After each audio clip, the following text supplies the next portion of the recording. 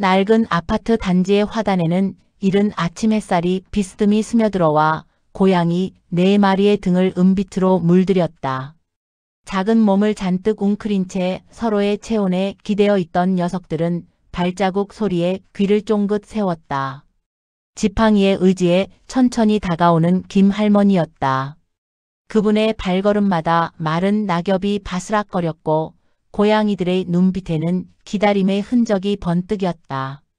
얘들아, 할머니 왔다. 배고팠지?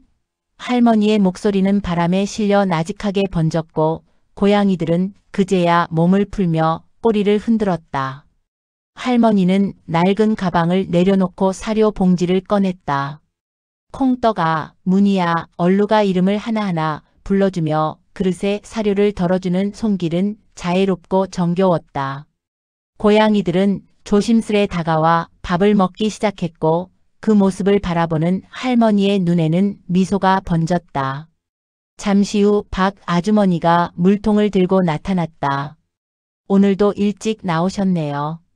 그녀의 목소리는 상냥했고 김 할머니는 고개를 들어 웃음으로 답했다. 이 애들이 기다리는데 늦잠 잘 수가 있나요? 두 사람은 그렇게 나란히 앉아 고양이들을 돌보며 대화를 나눴다. 병원 얘기, 장바구니 물가 얘기, 그리고 혼자 사는 노인의 적막을 잊게 해주는 작은 생명들에 대한 이야기까지. 짧지만 따뜻한 정이 오가는 순간 화단은 잠시나마 집과 같았다. 그러나 그 평화는 오래가지 않았다. 무겁게 울리는 구두 소리가 가까워지더니 관리소장이 성큼 다가왔다. 팔짱을 낀 채 인상을 찌푸린 그는 두 사람을 내려다보며 짧게 내뱉었다.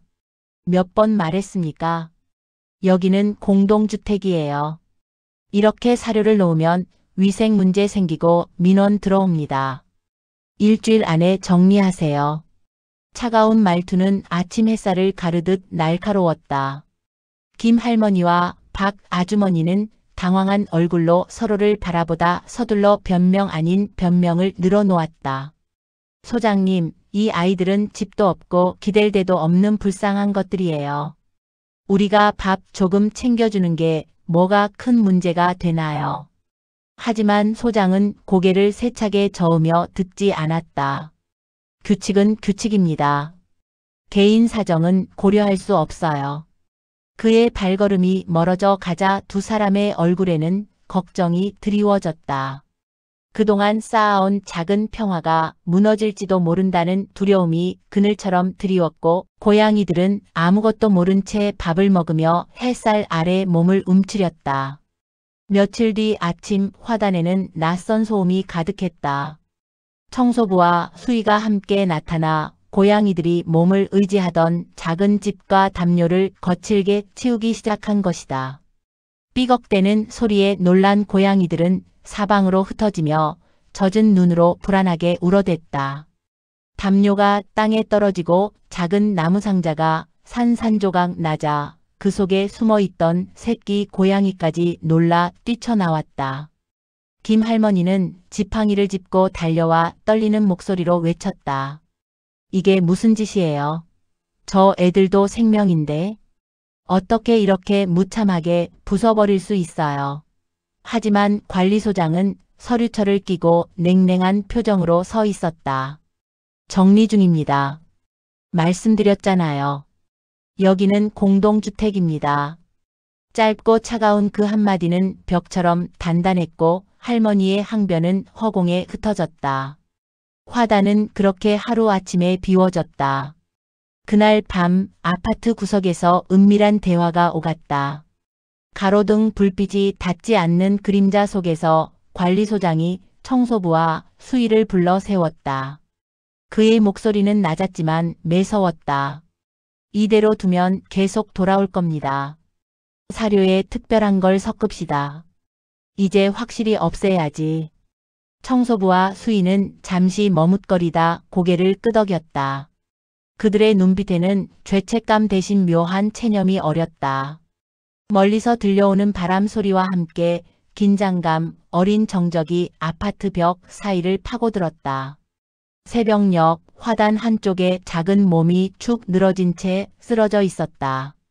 전날까지 장난치며 뛰어다니던 새끼 고양이였다.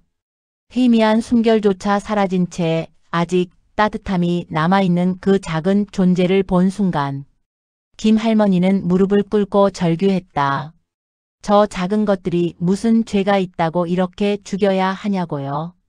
그녀의 울음소리는 새벽 공기를 가르며 메아리쳤다. 박 아주머니는 곁에서 할머니를 부여잡고 눈물을 흘렸다. 이럴 수가 이렇게까지 할 줄은 몰랐어요. 두 사람의 어깨는 눈물에 젖어 떨렸고 고양이들이 사라진 자리는 더욱 황량해졌다.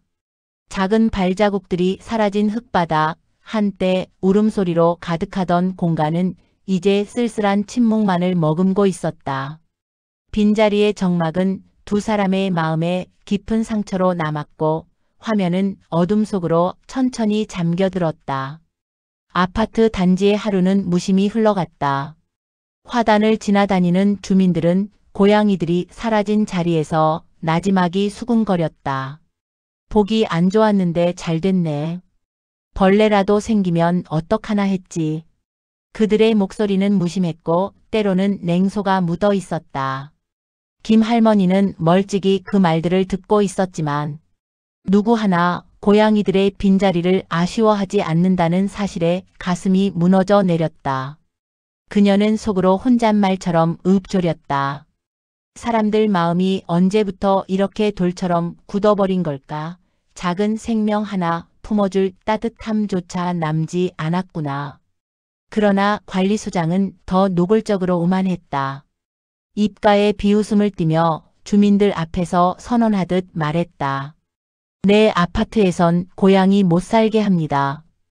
앞으로 다시는 그런 일 없을 겁니다. 그의 말은 곧 규칙이 되었고 사람들은 묵묵히 동의하는 눈빛으로 지나쳤다. 며칠 후 하늘이 검게 드리우고 바람이 휘몰아치던 저녁, 단지에는 불안한 정적이 내려앉았다. 번개가 하늘을 가르며 울부짖듯 떨어지고 굵은 빗방울이 마당을 가득 채웠다. 그때 관리소장은 우산도 쓰지 않은 채 청소부와 함께 화단에 나타났다. 비에 젖은 그의 얼굴은 어둡게 일그러져 있었고 손에는 무언가 담긴 작은 봉지가 쥐어져 있었다. 오늘로 끝내자. 그는 낮게 말했지만 그 말엔 결의와 분노가 섞여 있었다. 청소부가 불안한 눈빛으로 주위를 살폈지만 관리소장은 아랑곳하지 않고 독을 사료에 섞으려 했다. 바로 그 순간 거대한 번개가 전봇대를 강타했다. 귀를 찢는 폭발음과 함께 불꽃이 사방으로 튀었고 관리소장은 놀라 비틀거리다 무릉덩이에 쓰러졌다. 곧 전류가 번져 그의 몸이 경련처럼 떨리며 감전되었다. 청소부는 소스라치게 놀라 뒤로 물러나다 젖은 땅에 발을 헛디뎌 넘어지며 다리를 크게 다쳤다. 비명소리가 빗줄기 속에 묻혔고 순간 정적이 흘렀다. 그 광경을 목격한 수인은 얼굴이 사색이 되어 떨리는 목소리로 중얼거렸다. 천벌이다, 하늘이 내린 벌이다. 빗줄기 사이로 그 말은 마치 하늘에 바치는 고해처럼 퍼져나갔고 화단은 폭풍우 속에서 무겁고 기묘한 침묵에 잠겼다. 폭풍우가 지나간 새벽녘 김 할머니와 박 아주머니는 화단을 찾았다가 눈앞의 처참한 광경에 경악했다. 젖은 무릉덩이에 쓰러진 관리소장과 다리를 절뚝이며 신음하는 청소부 그리고 멍하니 그 자리를 지키는 수위의 모습은 믿기 어려운 현실 같았다. 두 사람은 서로를 부여잡고 떨었지만 그 순간 어둠 속에서 낯익은 울음소리가 들려왔다.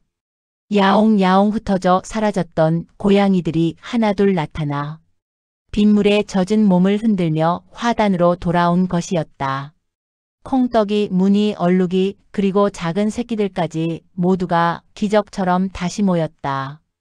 김 할머니는 눈가를 훔치며 떨리는 목소리로 말했다. 얘들아, 어떻게 알고 돌아온 거니? 박 아주머니도 손수건을 꺼내 눈물을 훔쳤다.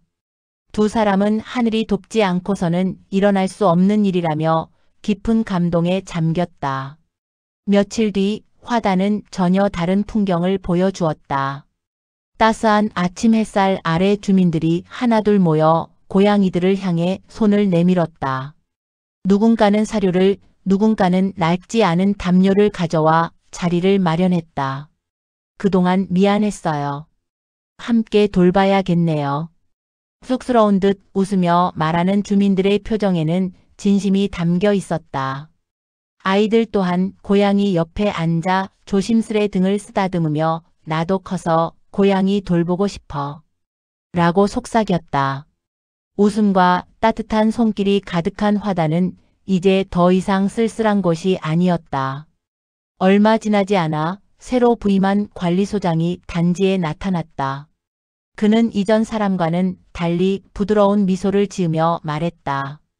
어르신들이 고양이들을 돌보시는 모습 정말 존경스럽습니다. 앞으로 제가 협조하겠습니다. 그의 진심 어린 태도에 박수가 흘러나왔다. 수희 또한 고개를 숙이며 조용히 다짐했다. 앞으로는 제가 지켜드리겠습니다. 그렇게 화단 한쪽에는 작은 안내판이 세워졌다. 사랑의 급식소 길고양이 보호구역. 그 글귀는 햇살에 반짝였고 고양이들은 자유롭게 오가며 그곳을 제 집처럼 여겼다. 김 할머니와 박 아주머니는 나란히 앉아 그 모습을 바라보았다. 눈물은 이미 웃음으로 바뀌어 있었고 화단은 다시 새로운 시작을 알리며 작은 생명과 사람들의 마음을 하나로 이어주는 따뜻한 터전이 되어 있었다. 따뜻한 햇살이 화단을 고요하게 감싸던 어느 오후 김 할머니와 박 아주머니는 오래된 벤치에 나란히 앉아 있었다. 그들 곁에는 다시 평화를 찾은 고양이들이 여유롭게 몸을 웅크리고 있었다. 콩떡이는 할머니의 발치에 기대어 눈을 감았고 무늬와 얼룩이는 서로의 꼬리를 엮은 채 잔잔히 숨을 고르고 있었다. 작은 새끼 고양이들까지 풀잎 위에 나란히 누워 햇살을 즐기며 낮잠을 자는 모습은 마치 오래 기다려온 봄날의 한 장면처럼 평화로웠다. 두 할머니는 잠시 말을 잃고 그 광경을 바라보다가 서로의 손을 꼭 잡았다. 지난 날의 눈물과 분노 그리고 절망이 지금은 고요한 미소로 바뀌어 있었다. 저 애들이 편안히 쉬는 모습만 봐도 마음이 놓이네요. 박 아주머니가 속삭이듯 말하자 김 할머니도 고개를 끄덕이며 대답했다. 그래요. 결국 우리가 지켜야 할 건 힘이 아니라 이 작은 따뜻함이었나 봐요. 바람에 흔들리는 나뭇잎 소리가 그 말에 화답하듯 잔잔히 울렸다.